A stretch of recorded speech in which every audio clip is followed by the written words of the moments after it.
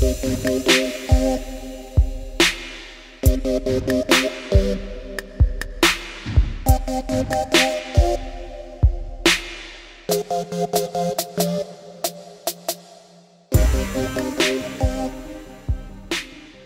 I'm Pamela Rivette. Welcome to my show, Parachat.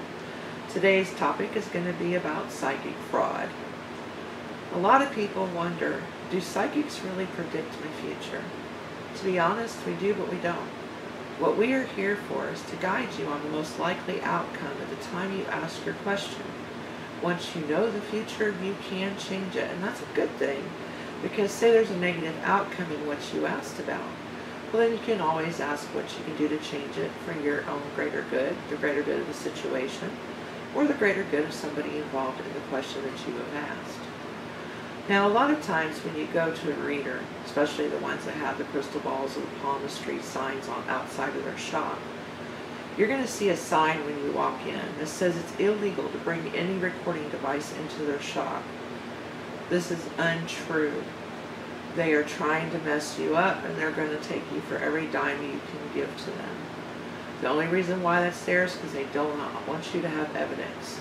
Any legitimate psychic like myself will always recommend you bring some type of recording device, whether it's audio or video, and will have no problem whatsoever in you bringing it in.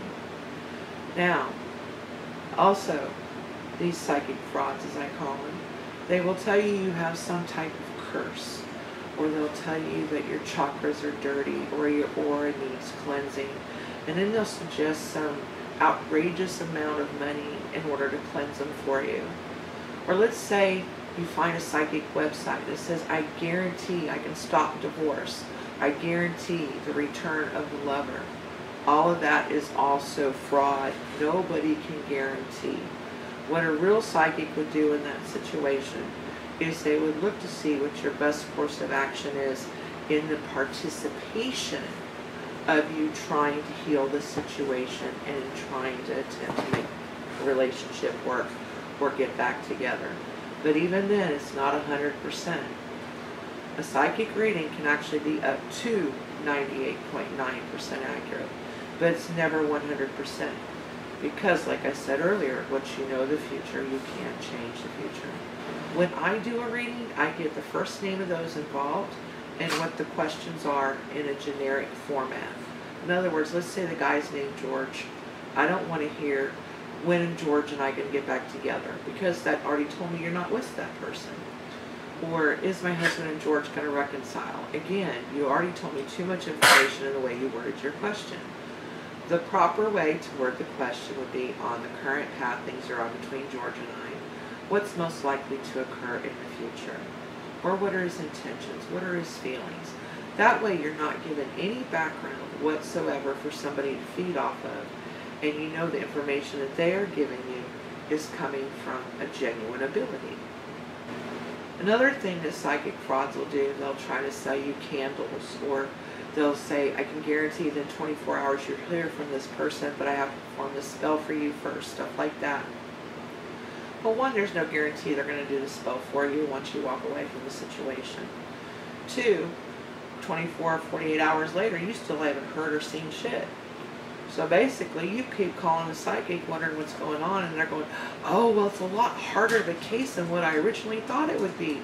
So now I got to have like $500 or $5,000 to try to do it better, you know, to try to get it stronger to where you can hear from this person. And people get so desperate, they want to believe in it because they're lonely and they want that person back in their life. They fall for it. A lot of people won't, but there are those who do, the ones who are desperate. Keyword desperate.